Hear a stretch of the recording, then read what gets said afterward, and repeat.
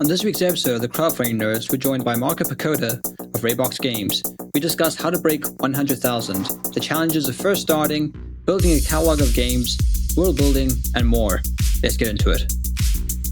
Hey folks, this episode is brought to you by Hero Time Manufacturing. That is Hero Time, the numeral one.com. Coach Gleck has been a regular on our podcast. We highly recommend his services. He is a man of integrity. Hero Time, they can make anything. They've got competitive pricing, and they even do game prototypes. So make sure to check out Hero Time, numeral one.com. A link is in the show notes. And if you use the code Crowdfunding Nerds 101, you can get a 3% discount on your production through them. Let's get back into the episode. Game begin. Let's go. You have my bow. Am I ad? That's awesome. Hey everybody, and welcome to another awesome episode of Crowdfunding Nerds. I'm your host, Andrew Lowen, and I'm joined, as always, by our fearless Sean of the Irish and South African and all the other persuasion. Very excited to have you here. You're my best friend. And we're also joined by Marco Pecota. Welcome back. Marco Pecota of Raybox Games, a big friend of the Crowdfunding Nerds, longtime client, and now highly seasoned, even more seasoned game designer, tabletop game developer, miniatures, line crafter, and more. Welcome to the show. Thank you for having me back. I was going to introduce myself, but I don't have to anymore. You've basically done it. But yes, okay. I'm the owner, running of Raybox Games, and we make basically campaign-style miniature combat games. So yeah, that's me. That's awesome.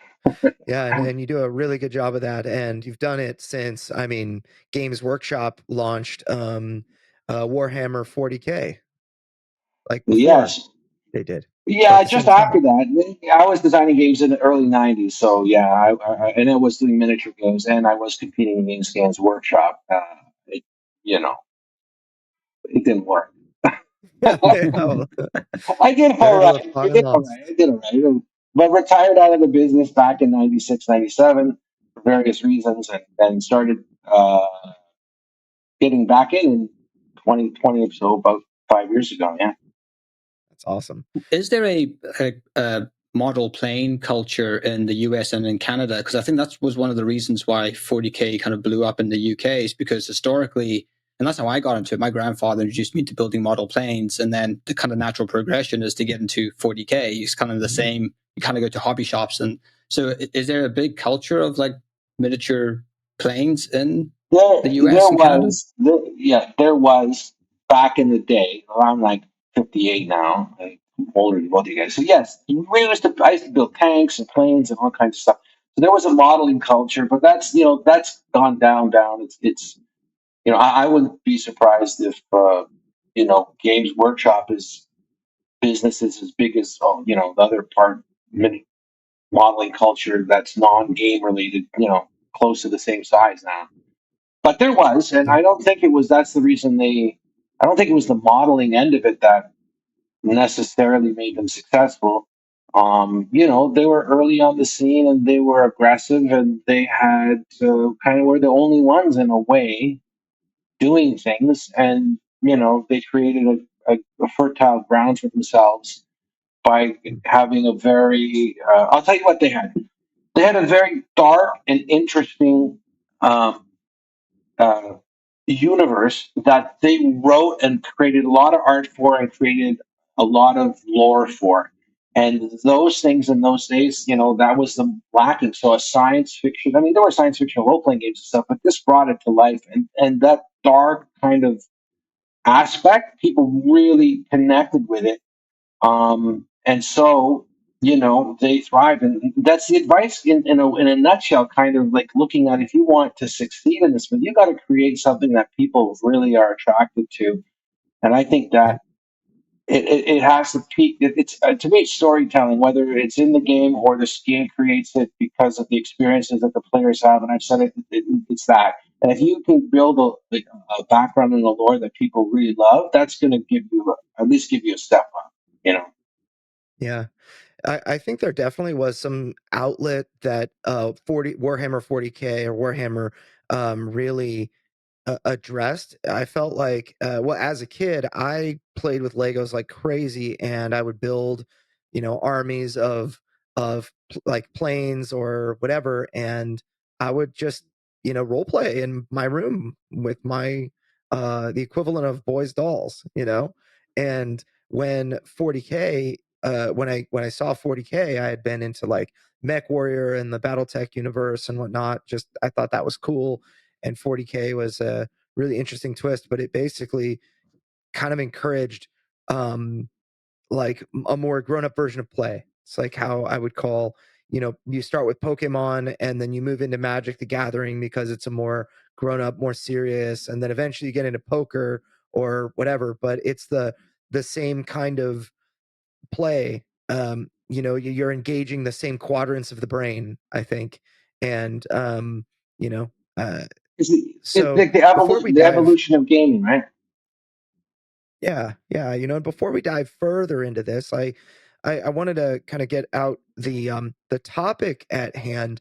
We have a lot of different elements that we wanted to address, but the topic that really kind of encompasses and cases all of these is a long-term view of crafting a tabletop company that lasts and thrives through over the years, and is and grows over time and builds based upon, builds on its successes toward greater success. And that's something that you've managed to do with your business. It's been really cool. We've helped you with a number of projects over the years, Yeah. and you have grown from a hobbyist into something that really has made a significant amount of money, and grown a significantly sized group of people interested, and it just seems like you're still like at the very beginning of your growth potential. And so I thought, it'd be perfect to have you talk toward to kind of help others with advice that are working on maybe their first project or a series of projects. Maybe they're a couple of games in or a couple of projects in, then they're going to crowdfunding eventually to realize their dreams. Um, I would like those people to start with a project that is interesting and builds an initial fan base, but then their next project, I would like to capitalize upon the results and the success of the first project so that they delight their existing fans and then increase their potential and increase their total fans, and kind of build this big ball of momentum. So maybe like to try to dissect this very large topic.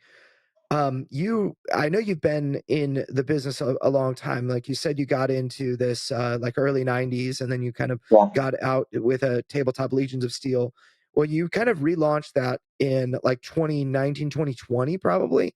And I got to be a part of that when it was just me, and we did a couple of campaigns there. But then you made this interesting pivot toward Stalingrad, and my question is, what would the Marco of today tell yourself 5 years ago? How would you do things the same? How would you do things different? Right. So, yeah, to put it in context, I successfully raised some money in small campaigns. So I started by doing smaller Kickstarters with some resources that I had, and, related to Legions of Steel. And was able to get experience through doing that. That helped me kind of like, navigate the better ways to market my game and stuff, and then use you guys. Um, but inevitably, when I launched my main game, which was Legion of Steel, it didn't work out. So well, it wasn't working out like I wanted it to. So I decided to cancel that. And then I pivoted, and I decided to go ahead and do a different game, which was Escape from Stalingrad Z. Okay, so what would I tell that happened in 2020? And then I was at 2019, right, working into 2020. And then it took about almost 3 years before I released Escape from Stalingrad Z, and then it did very well. What I would have told myself before I started working on Escape from Stalingrad Z was to a few things. One is to create a modular game where I can price it, have a basic game at one price and have additions and stuff like that in a deluxe version that are a much higher price. Because the way it works in Kickstarter is you'll get people buying uh, your regular sets, but you'll get plenty of people buying your more expensive sets. And when you got a $50 game and a $150 deluxe, my experience, anyways, is that about half of them buy the deluxe, and that's really going to give you a volume of uh, investment into your game. Like in fact, like my last the Reloaded Escape from Sungar Z Reloaded, which is the reprint. I have less than 1,000 people who backed it, because there was already a lot of people, and I picked up other, distribution and stuff, so it was worth it to do it, obviously. But it was still $200,000, was less than 1,000. So the people are spending around $200 when they're backing my stuff. So what I told myself is to make sure that you create a tiered purchase level for people when you bring it to crowdfunding. And really, in my opinion, the only way for independent gamers to do anything is through crowdfunding. There's no other real efficient way to do it. So if you don't like Kickstarter or those things, it's like, I don't know.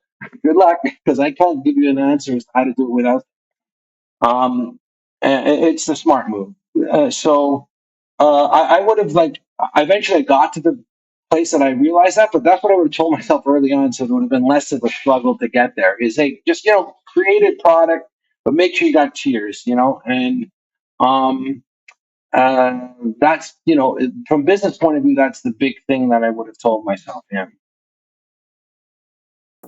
Hey, crowdfunding nerds, if you're looking for an awesome fulfillment partner for US shipping, you should really consider Bridge Distribution and Fulfillment. I personally use them. I've used them for multiple projects. They do such a great job. They also can fulfill Amazon orders and get you prepped for Amazon and their warehousing team. I have been so happy using Bridge Distribution. I'm really proud that they're sponsoring us. If you reach out, bridgedist.com, that's bridgedist.com, let them know we sent you. All right, now back to the show.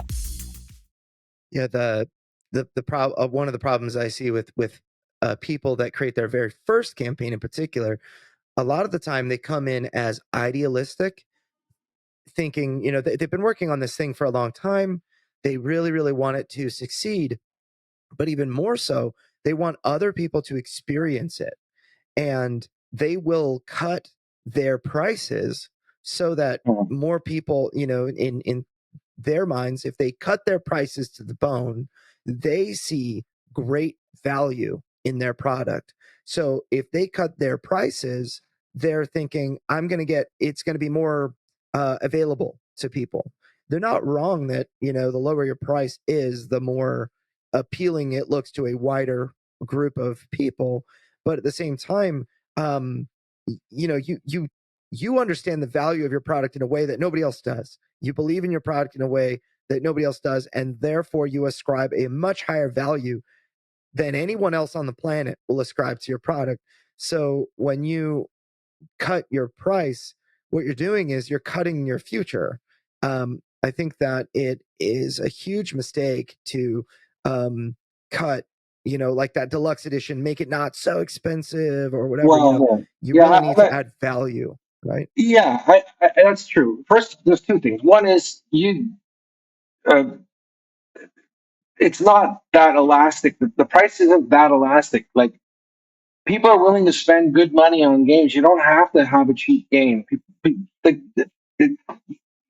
I don't think it's a good idea to cut your prices at any time to get more sales, at least to the direct to consumer. Maybe if you're going to distribution, of course, you want to shave off a couple of percentage points because they're going to pick up 1,000 copies. Yeah, but uh, the consumers who love games, if they're not looking, I don't think most of them are looking for a deal. They're just looking for a good game or a game they're going to love. And I know I will pay if I like, that's amazing. And I'm not going to be like, oh, I wish it was $10 less. Everybody's got their budget or whatever, but I'm really, if I'm interested in a game that looks really cool, I'm not going to quibble about the price.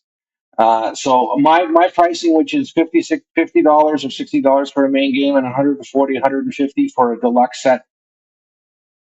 Very few people have ever complained about that sort of price, and I sell thousands of units that literally. So like the deluxe set, I've sold thousands and thousands of units of all the different music. So maybe 10,000. So people aren't shy at spending 150 bucks. But the make sure you put enough stuff in there that the value of looks like you're putting it in. And that's Yeah. what, without going into far into miniatures, but that's what miniatures do. Miniatures kind of gives you that, oh my God, I'm getting, 30, 40, 50 miniatures. So I know a lot of people hate miniatures, but you can find other ways to make your game, special without putting miniatures in it, but still giving it a deluxe price. So, Marco, do you think that the industry has changed a lot since you kind of relaunched your product maybe 5 years ago? So, I suppose it's much more saturated. We now have competitors like GameFound stepping in. So, do you think it's harder now than ever to start, or do you think it's still a good time to start a tabletop business? I think it's a growing industry, so it's a good time to start. I think GameFound now gives you an alternative to how you're going to market your stuff, how you're going to bring it to the table. You can choose between GameFound and between Kickstarter and just BackerKit, and I think there's another one too. But so I think there's a lot of games coming out, and even I like looking. Jesus, there's like a lot of games, but um, I just look at my games and I go, my games are different enough from most of the games that I'm fine. I think you just need to. The game designer needs, if you're first of all,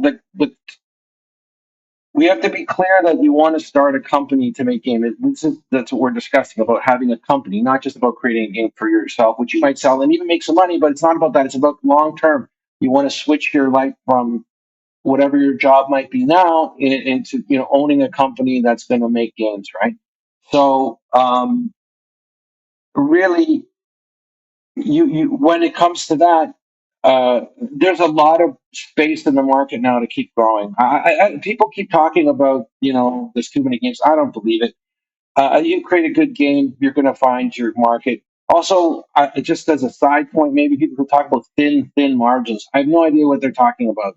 There's no thin margin when you publish a game unless you do it incorrectly. You should have plenty of margin. Plenty. Like if my game now that's was getting printed, Gates of Milheim, it's not going to get printed till after August 12th, and it's 30% now the tax from China. I can pay the 30%, no problem. Zero, no problem. Not even thinking. If it goes to 50, no problem. I still be perfectly fine. I'll tailor myself. Maybe I'll ship a little bit less inventory in the States. I'll send more to Europe. But there's plenty of margin. It's a good business. It's an excellent field, I think, and it's growing. So, and has it changed in 5 years? There's some things that have changed, but overall, the basics have not changed. Like basically, distribution, trying to get into distribution, as hard as it ever was. It wasn't easy 5 years ago, nor 10 years ago. Those gatekeepers, I've had luck now finally getting into distribution. But it wasn't easy, and it's not like the big boys are getting distribution when they're selling 2, 4, 5, 10,000 units at a time. That's not where we're at. When we order 100, 200. That's kind of the range. So that sucked 5 years ago, and it still sucks. Yeah, I think that the so in our notes we talked about how to break $100,000 Yeah. on a crowdfunding campaign, and that I want to say how to do that is maybe it's changed a little bit over the years, but overall, like how I mean, let's just dive into that. How do you break 100,000 today? Okay, And it hasn't changed. First of all, is it it's the same. easier? Yeah, it hasn't Okay. changed. It's the same that it was, really, and that is that you have to spend the time that your game requires you to spend to bring your audience to a level where once you launch it via crowdfunding, you're going to get that 100K you're looking for. Now, and that was the same 5 years ago as it is today, basically. And that's it. You need to spend the time to develop your audience. And the question really will be, how do you develop your audience? Okay, that's going to be. But um, what I can say about developing, making, getting yourself to the point where you can hit that 6-digit mark, which is an amazing feeling when you hit it for the first time. You're like, I hit 6 digits. At least I hit, and that'll put you probably in the top 10%. I think if you hit 6 digits, they're game, So um, I think that you yourself know, Andrew, you spent 3 years developing your game at least, and with more blood, sweat, and tears, and a little bit of money, because even if you got to do a con, you got to pay for something like going there or whatever, right? And Yep. so Andrew spent at least 3 years developing his game, and he crested 100K in the first day, right? I think Yep. so. Yep. But Yeah. it's 5 years and then we really, hit yeah. 100K. Yeah, Yeah. right. So, I think the biggest thing that people who want to develop the game business is get into it and have be a publisher, which is awesome. And is they have to spend time developing their audience. I spent a solid 2 years developing Project Reason before it launched. And basically, if you're spending less than, unless you're extremely lucky, and almost nobody is, so you're probably not extremely lucky, whoever you are listening, right? You're going to need to spend 2 years developing your audience, and some ways, it involves being persistent. Like you got to be consistent, right? So I think a lot of this stuff that I'm going to mention now is, everybody's mentioned it once or 10 times or 100 times before, but I guess it bears repeating if you're looking at doing it. First, it's time.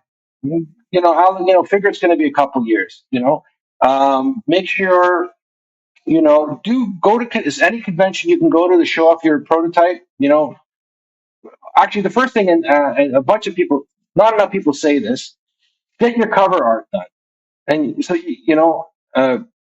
as soon as you're going to start kind of bringing it, well, actually, even before that, you're going to need to spend some money. There's no zero money thing in this, because you're going to need art done that is appealing to people. You need to attract them, right? And ideas, that are a dime a dozen. They've heard it a million times. I have an idea. I'm worried someone's going to steal it. Nobody's going to steal your idea. Nobody. Don't worry about it, right? Because almost nobody does things, right? They just talk about them and then they never do them. That's like 99.9%, right? So, I would say get yourself a cover art, pay the money, invest it, whatever. Cut your, make the sacrifices that you might need to make.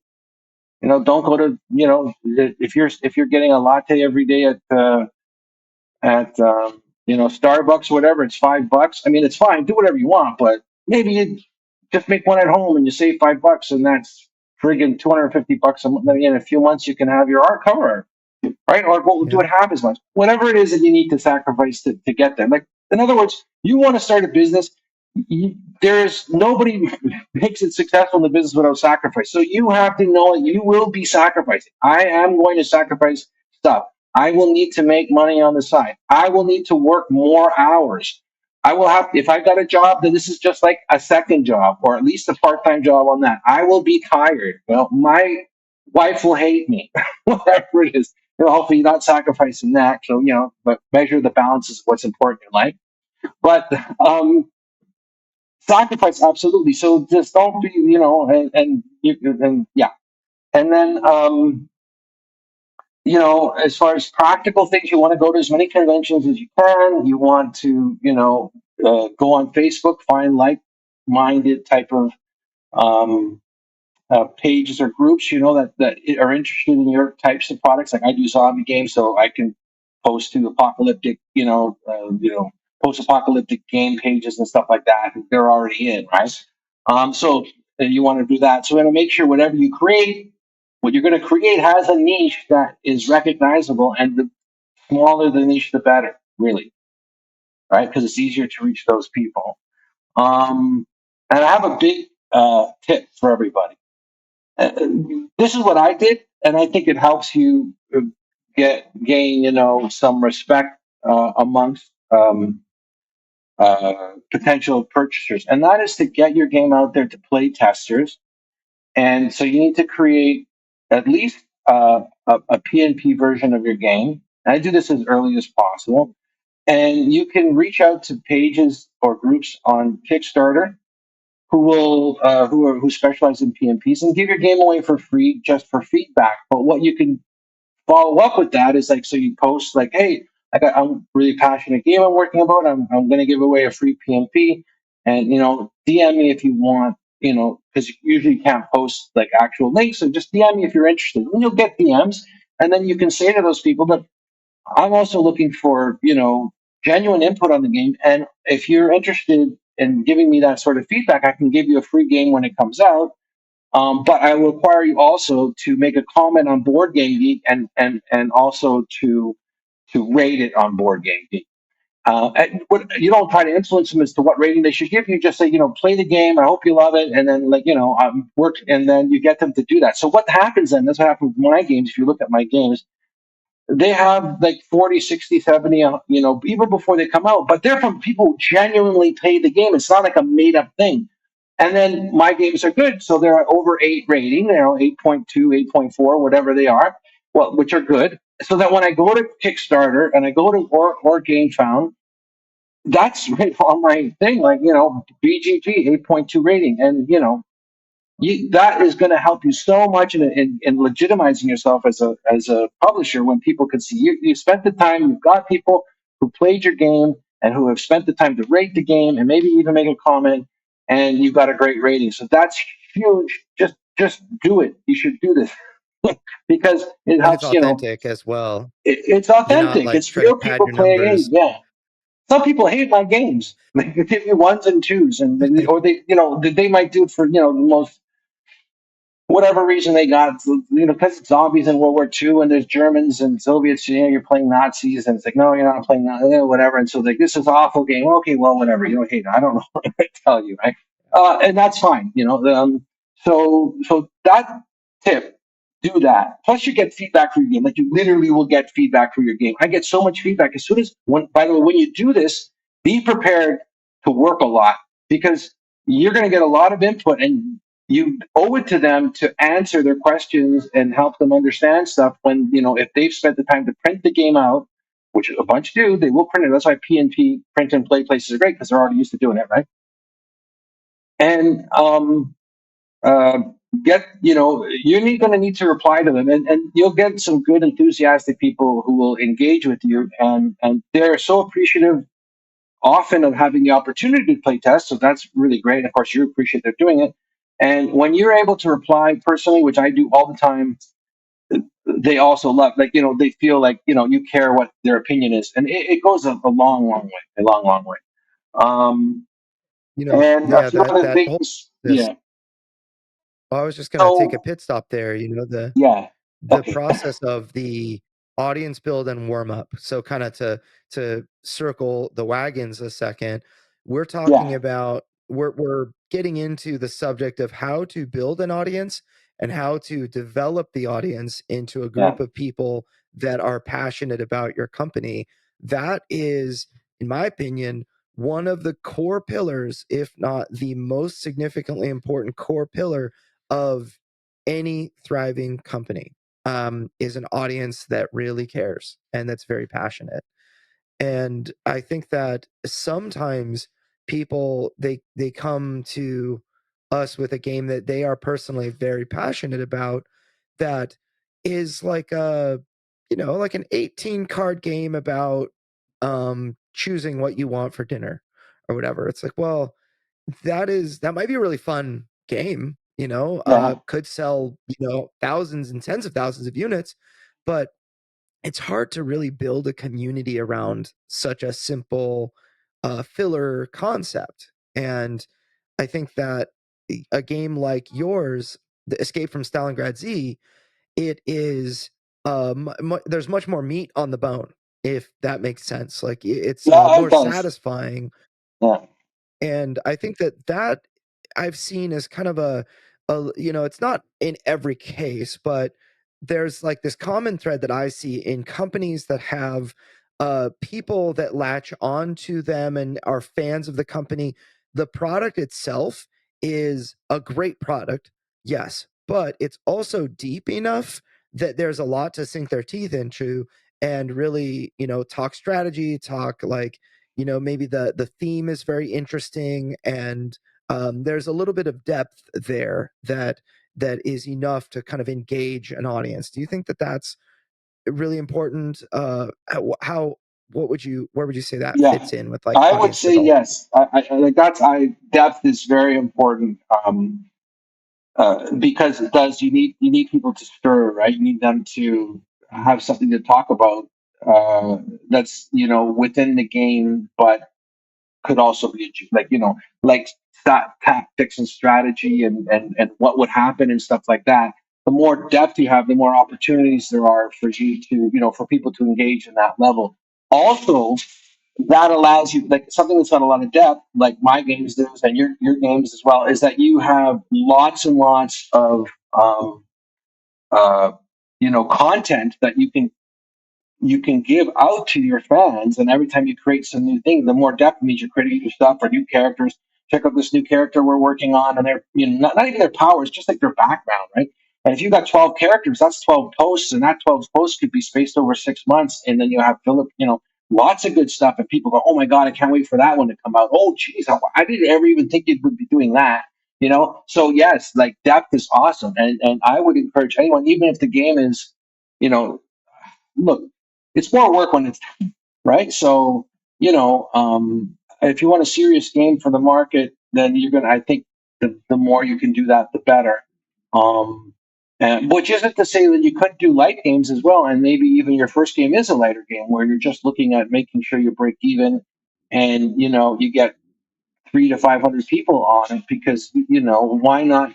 That's a good start. And maybe you get just 100, but you're going to learn from it, right? So, but inevitably you need something with more depth. We need to make a name for ourselves, because no one knows who we are.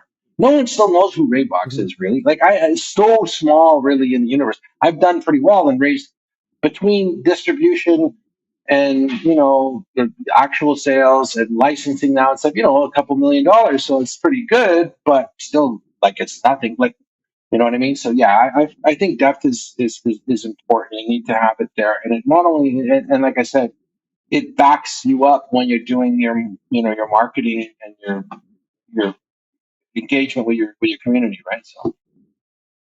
So, Marco, in terms of developing games with depth, I imagine we don't just mean mechanical depth, but also world building, in terms of having kind of these really immersive worlds where there's lore and these other things. So, when it comes to creating your games, what's really inspiring you? I know one thing I've noticed: a lot of your games seem to have a historical theme, in that there's some, it's either World War II, it's based in a certain. So, do you do a lot of reading of historical books? Where are you drawing your inspiration for games from? Yeah, so that's true. I decided I do love history, and I'm relatively well read, but I work with Tom Frank. And he does a lot of writing, and he's he's better read than I am. But it just, yes, it comes from the interest of uh, time periods, and we've done World War II, we've done Viking era, and we've done the French Revolution. And I'm now working on a game that we're going to be set around just post American Civil War, but that's a whole other thing. But that is, and so now you hear American Civil War, it's like, what kind of game? Like, I'm not a war gamer, so I'm not interested in American Civil War stuff. But that's not the game we're making. We're making a story, and the story's like, is like, I want to make what this awesome movie might be, with all these characters who are like, they've ranged the gamut of the chivalry to, like, that anti-hero type, and how do they intermix, right? Okay, so that's what we're creating, right? And but I delve into historical aspects, but you can delve into, like, people get inspired by different things, but me, it is a historical aspect, and there's so much to mine there. Like, my games are basically historical fiction, right? So. Yeah, I think that your products are there's a problem that I find in world building in some with some creators, and we've had this a couple of times in the past.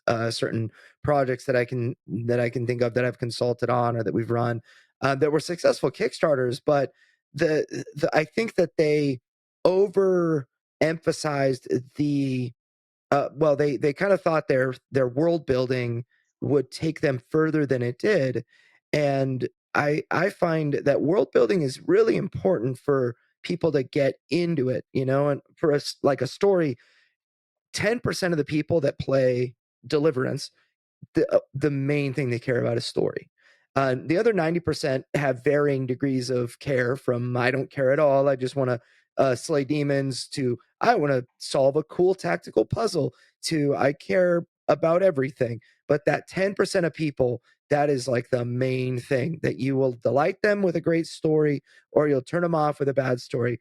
But the again, like the world building cannot replace the depth of the game. Like there has to be, The as I said mechanics. before, like enough, Yeah. yeah, the mechanics, enough meat to be like, this is an engaging experience. And that Okay. kind of makes me want to care about the world. I want to know that there's something interesting there, but I just I want to get into that if I I want to know it's there. I'm not gonna. That's not the thing that sells me. The mechanics and the do I like these types of games, and does it sound fun to slay zombies in like post American Civil War, or as Mel Gibson or whatever. The Yeah. Patriot. I don't know, Yeah. but that is one thing. I'll decide. Okay, yeah, Well, that mechanically that sounds pretty cool, but then the world, like, I know what you're saying. Yeah, look, world building. Look, when you talk to, we can have a whole podcast on world building for sure. Maybe we should have one because I have a lot I can say about it. But I'll say this about it. It can seem very daunting. You know, you're going to write a world like wow. So you first of all just focus, just write on like don't try to create a world that expands everything. Take a moment in time. In my case, World War the first one. 3 months. The 1 month. It's 1 month in Stalingrad, December 1941. That's the month I chose. That as time. So that's the world I'm building. I don't have to build everything else. Of course, I have to be aware of maybe that. So because just to talk about world building, it's not just that you need to have a fun game. You got to want to play it, right? And also, there's another. So it can be daunting, but focus. One thing. Second is you don't have to write a novel. People just need enough. They don't want. There are people who would happily. If I created 10 novels in my game universe, would happily read that. But really, what you want to give them is because they're going to play other games too, and they want to do other stuff. Is enough that they can, feel a bit satisfied when it comes to the world building aspect. Which usually it doesn't mean you're not writing a player's handbook or the DM's guide or nothing like that. Or a whole. You just need to write something that's going to introduce them, and then create modular pieces that once they get to that or they're going to play that you give them a bit so it's structured, so it makes it easier for you to create it. You're not just trying to create uh, you might want to create a story with links. They all link together, and that's the hardest part, really. But each of the stories for each of the parts that they're going to play or do, 200 words, 300 words is sufficient to get them in. So, yeah, and like you said, there's only the 10% that does love it though, that loves your world building. Those people will be the loyalist ever because you're giving them so much to chew on, and they'll talk you up. So that's your kind of your core audience. Um, I think. Well, I'm not want to talk for yourself, but that's at least part of a good chunk of your core audience, and those people will always have something to say because you created a universe that they got something to say about. that's awesome. Love that. Maybe let's talk a little bit more about what it actually means to develop the audience, because I think one major area of new creators, especially, but even veteran creators, will overemphasize building an audience and underemphasize developing the audience. Like warming them up into fans. And so I'd love your take on like what is there a difference to you, like acquiring an audience versus turning them into fans, or do you see a difference there at all? How do you I, I'm kind of do that?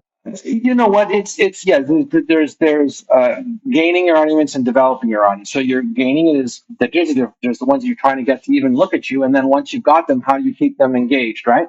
So that's what we're talking about. I would say everything starts. Okay, look. there's probably more. There's more than one way to skin the cat. For me, what I feel like is that you got to create a game that has a niche, a double niche.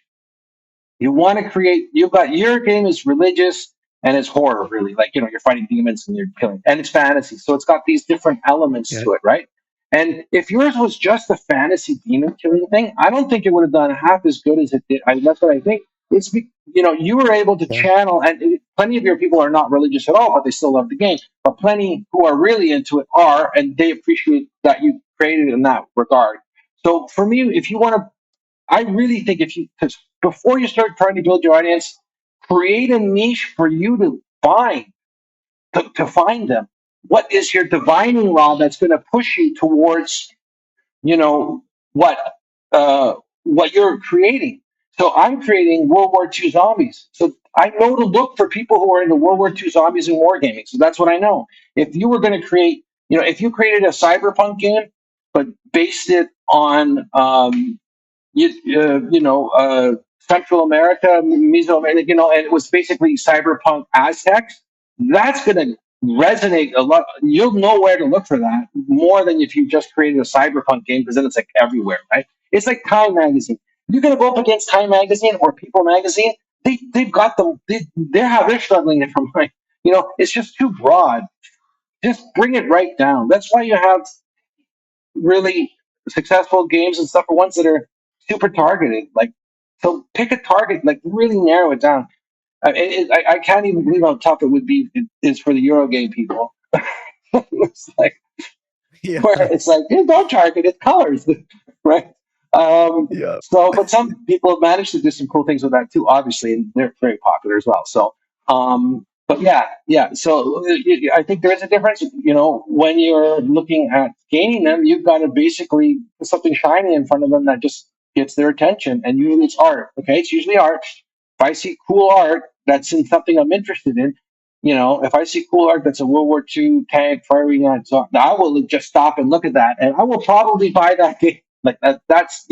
I don't even know if it's that good. If that is 6.8, I'll still buy it. Just to have it because it's cool.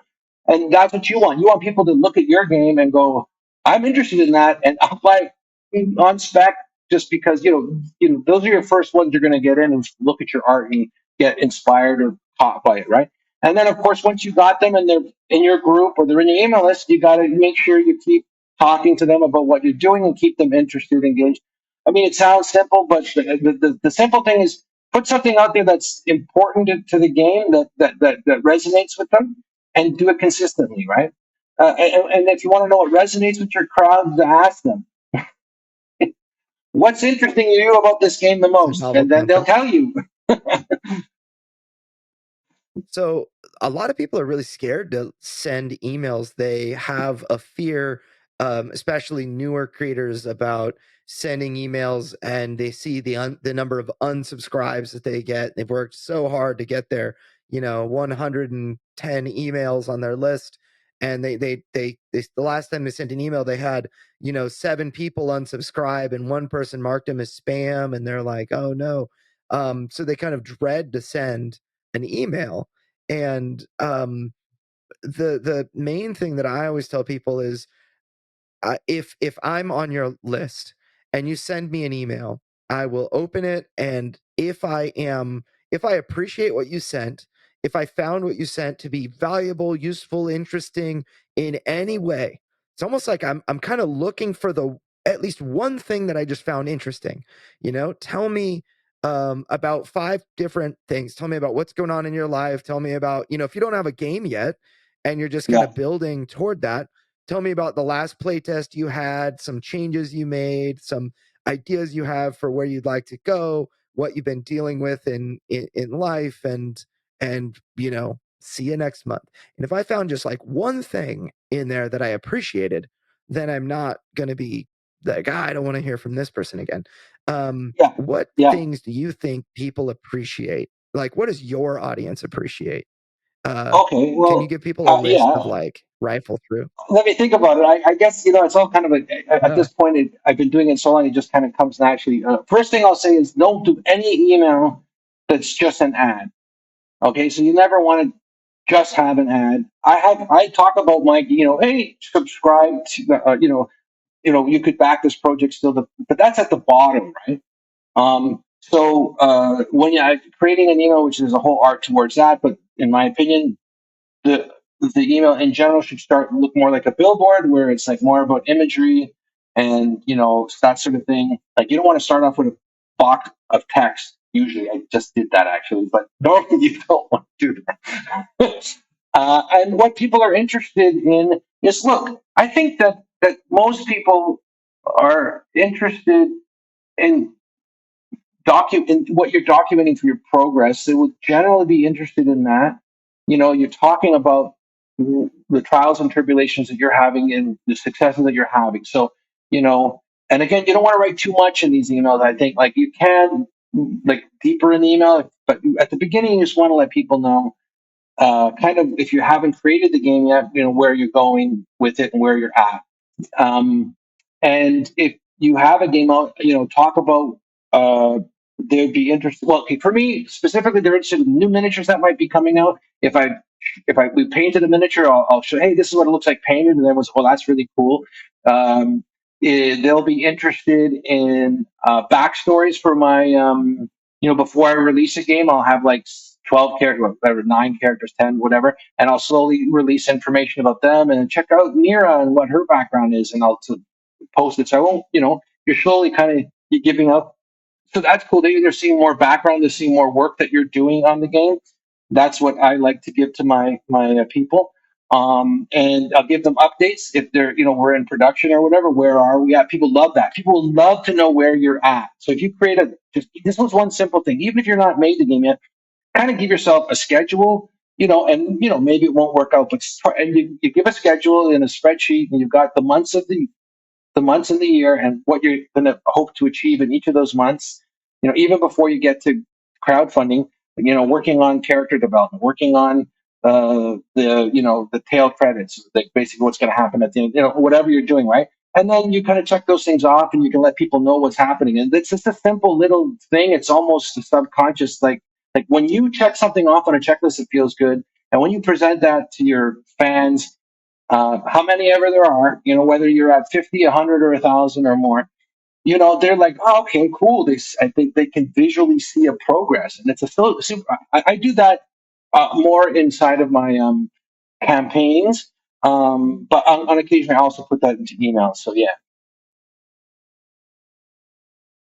So Marco, we've talked about inspirations behind specific games, but in terms of building your business and creating a catalog of games and how they all sort of fit together, do you want to talk a little bit about how can publishers build games so that, if someone purchases one game, they'll be interested or likely interested in your next game, and you can start to sort of build maybe like a funnel even of different games where people can go from one to the other. I know that's something that you've been very intentional about crafting your games, and even for different audiences and for different, weight levels and things. So maybe speak a little bit behind your thought process to building your game catalog.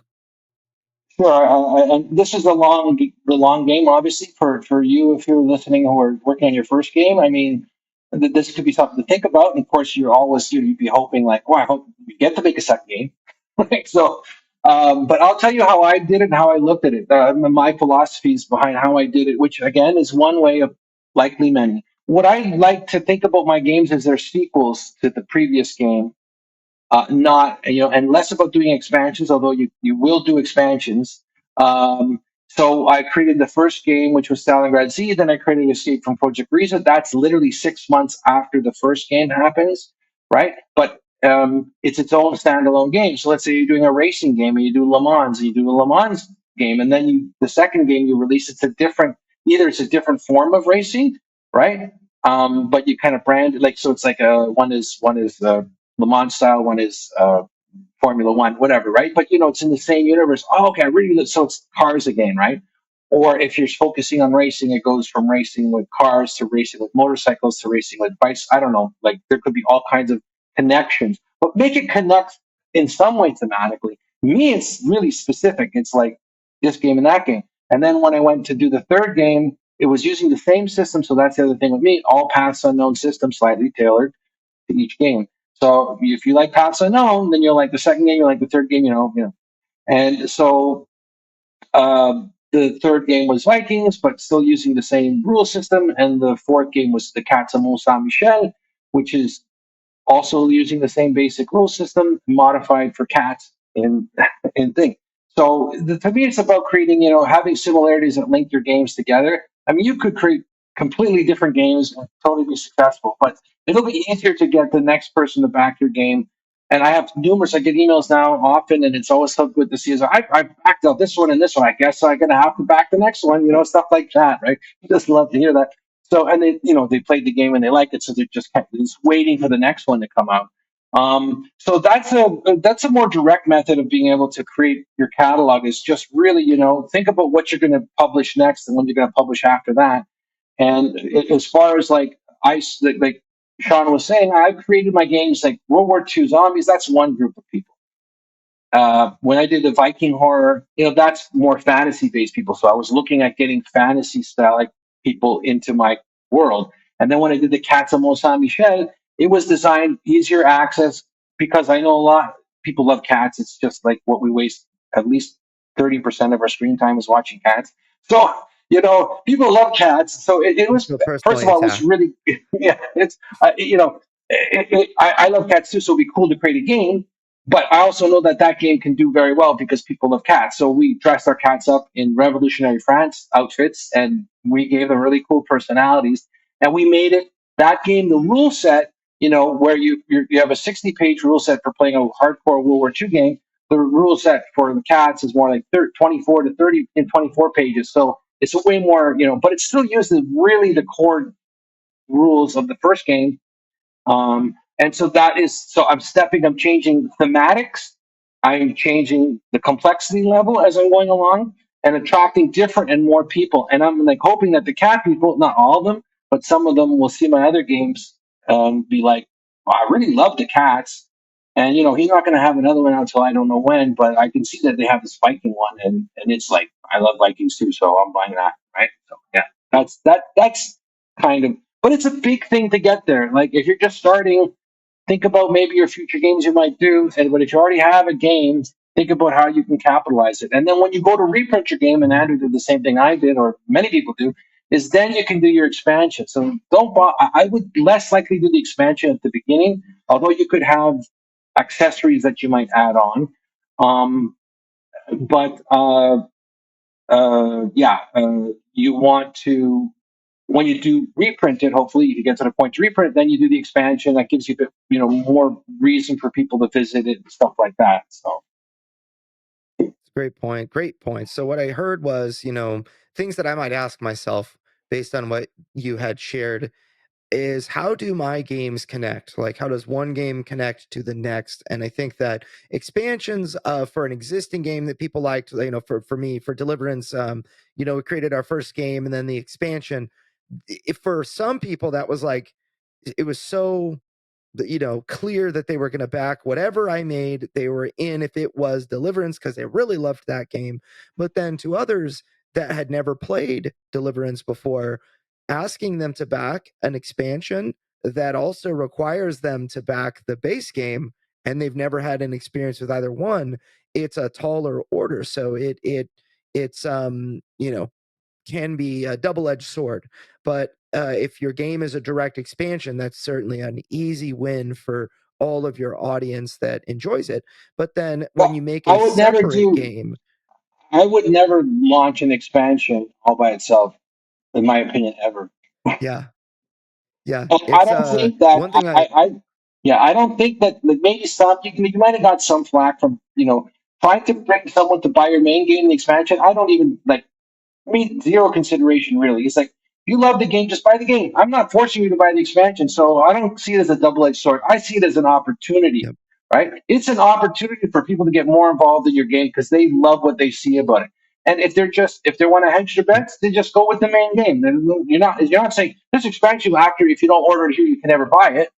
So, I don't feel bad about giving people that opportunity. And we all get flack from some fan saying something Mhm. about something. Actually, the Cats of Mont Saint Michel, at least 4 or 5 people hate the artwork, hate it.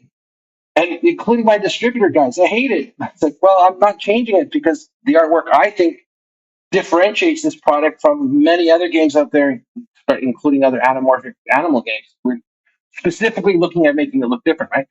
But a ton of people loved it, and I sold a shitload. So whatever.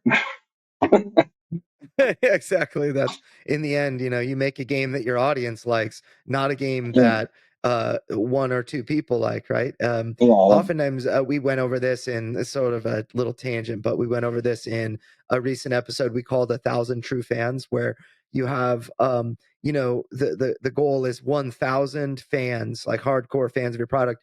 Some people will be those people and other people will look like them and act like them, but then be very entitled and be kind of as much a thorn in your side as anything. But they'll call themselves a yeah. fan, but they're the ones that drag you through the streets when you do something wrong, and or do something that Yeah, they you don't got. like.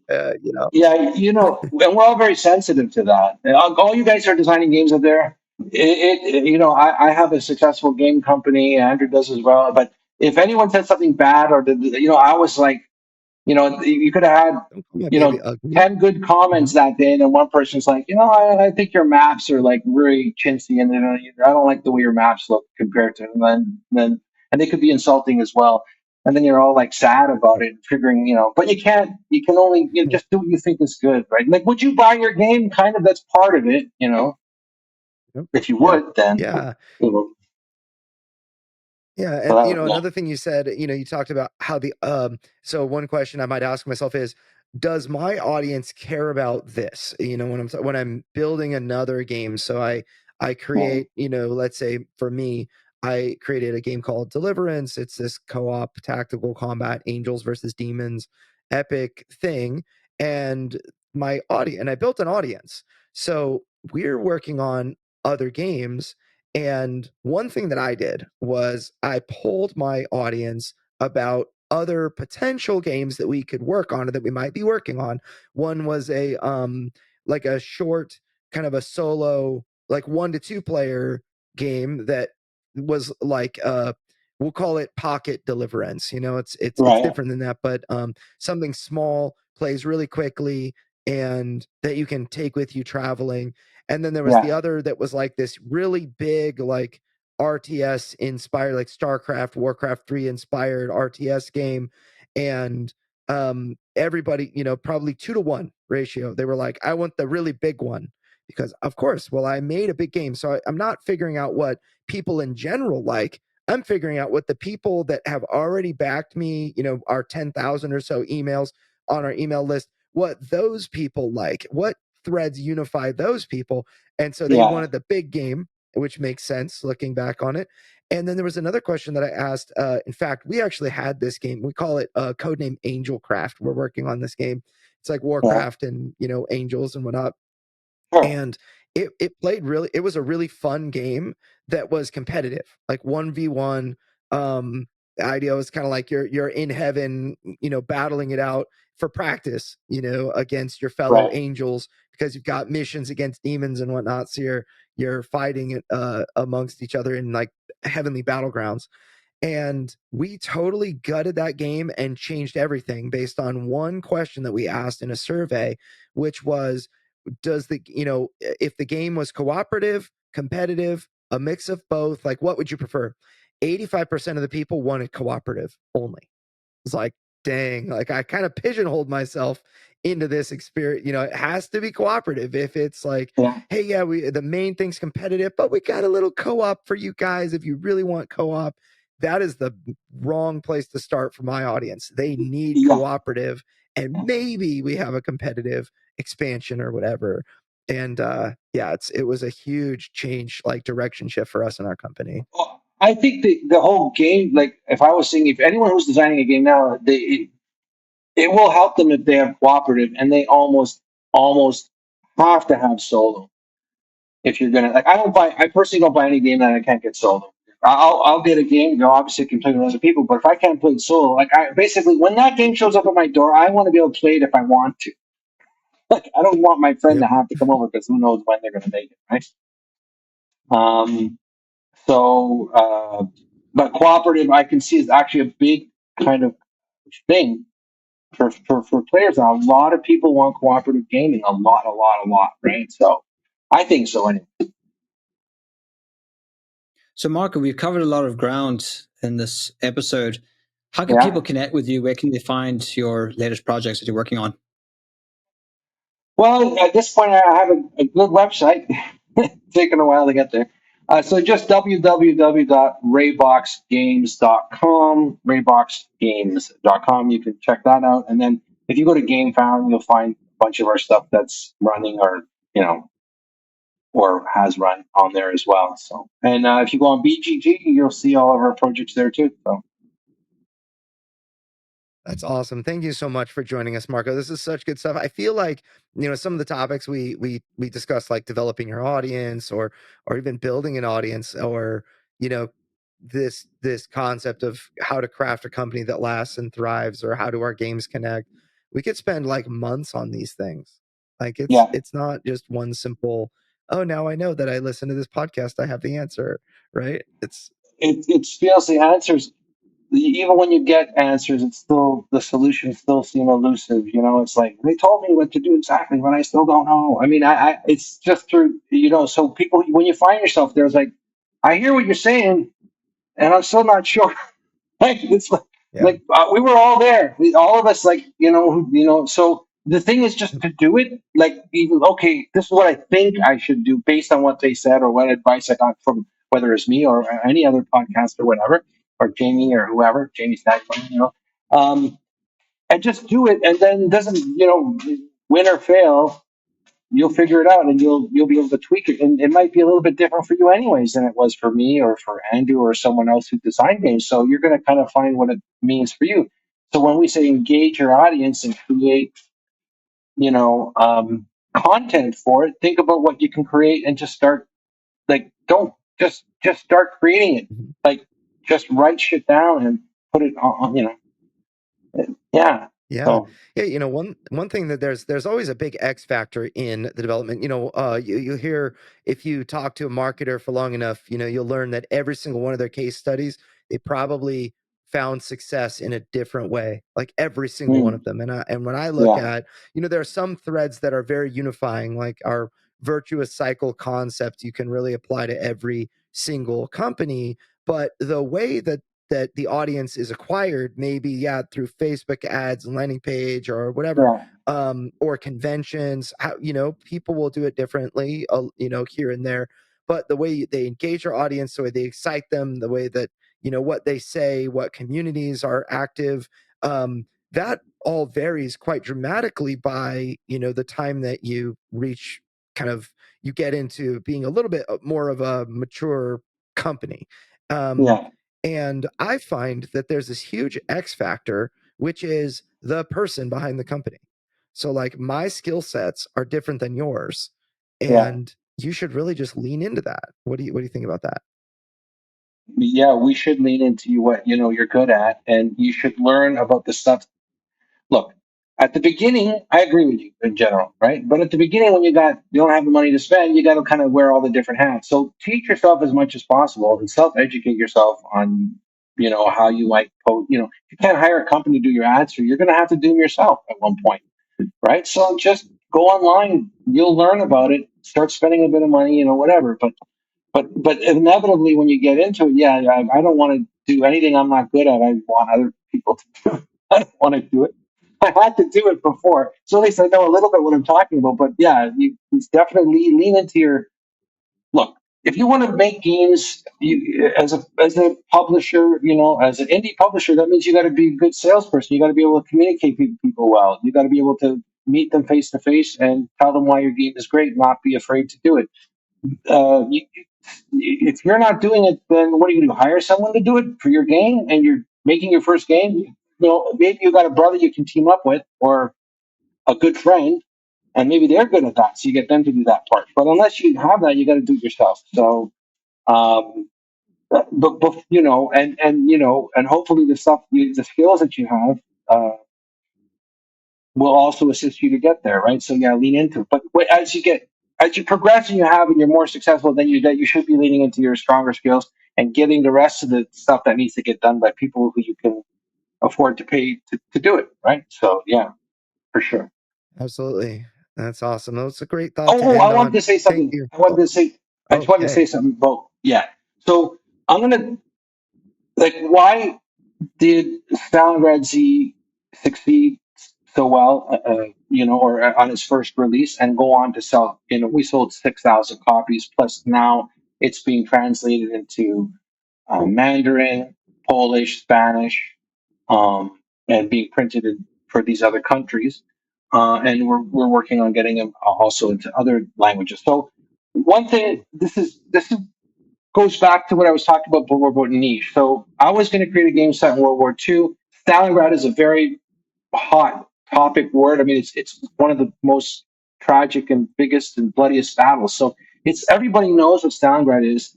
So I chose that place because partly because it was such a monument. It's such a big name in the gaming field for people who are into that, right? So just putting Stalingrad in there helped get me noticed. As soon as people who are really into World War II, and especially the Ostfront, which is the East Front World War II, okay, and they see Stalingrad, they're gonna go, "What's this? Another Stalingrad game? Let me see," because I love those. Like I love playing those conflicts out. So that was a big thing by choosing what I decided to.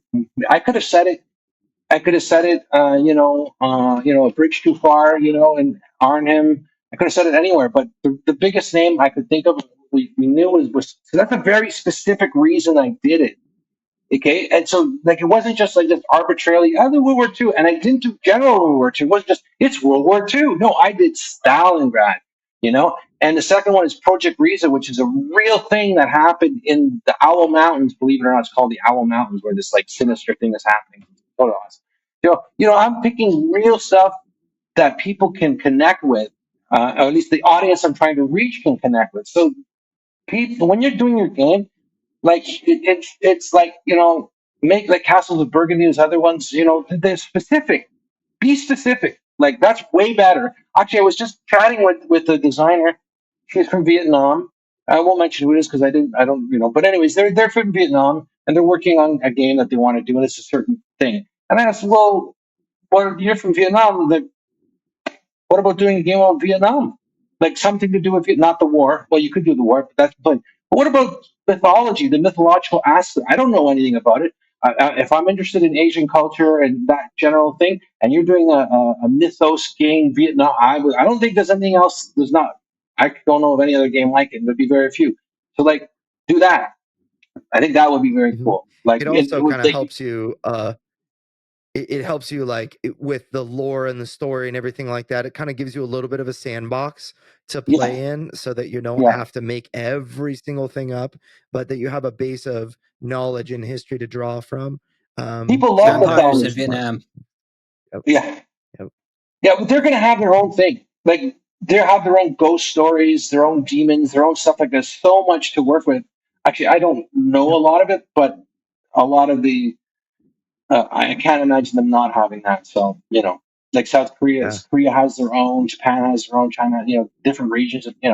Anyway, that was just an example. Like I would be like to that person, do something based on something and something I think that people would be like, you know, interested in. Yeah. Yeah. Yeah, Well, I definitely think that if you think about like what does the world want, you'll be stuck forever, never moving forward. But if you think, what do I know about that I can share with the world, that is a better question to ask yourself. And I think that is kind of what you did with Escape from Stalingrad and the yeah, I forget what you call it, but with Project Reese and Cats yeah, of Mont Saint Michel. What's the system? But yeah. that system was like I no way I could have done that system. I just don't have that experience that you have. But Deliverance was kind of my experience that I could share with the world, things that I knew about and could mix together in a way that nobody else quite could, right? And so I would encourage anybody listening to think about, what do you know about, and maybe you can kind of infuse that into your next project. So well, thanks, Yeah. Marco. Thanks for being with us. We definitely have to have you back can't spend too long. We've got to talk about world building and Yeah, really, I mean, we've we'll got come back a lot together. more we can We'll talk about here. about world building and other kinds of cool stuff for sure. And thank you for having Yeah, me here. awesome. Yeah, it's been a pleasure. So let's have Robot Richard send us on out. Well, that's all the time we have for this week's episode of Crowdfunding Nerds. For more resources, articles, and to listen to past podcasts, please visit us at crowdfundingnerds.com.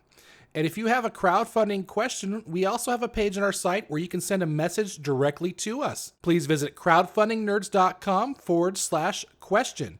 And if your question is a great question, we may include it in a future podcast. Thank you all again for listening to this week's episode, and we'll see you next week.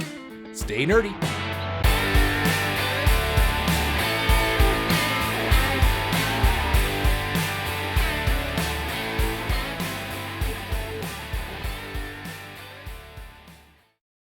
Hey, Crowdfunding Nerds, it's Andrew Lowen, and I wanted to introduce you guys to the Crowdfunding Nerds Academy. If you don't know, we have a do-it-yourself course system that will teach you how to build, excite, and prepare a crowd to fund you on your launch day, and that is our goal.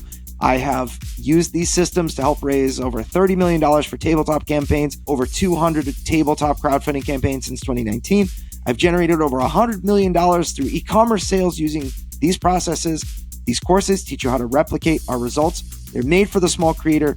Over 150 of those people were first-time creators. These courses contain hundreds of hours of podcast discussions and tons of details that are almost impossible to find on the internet. And they have been distilled into concentrated courses that you can absorb quickly. They are designed to generate results. We hold nothing back. Visit crowdfundingnerds.com/academy to learn more, or just Google search Crowdfunding Nerds Academy.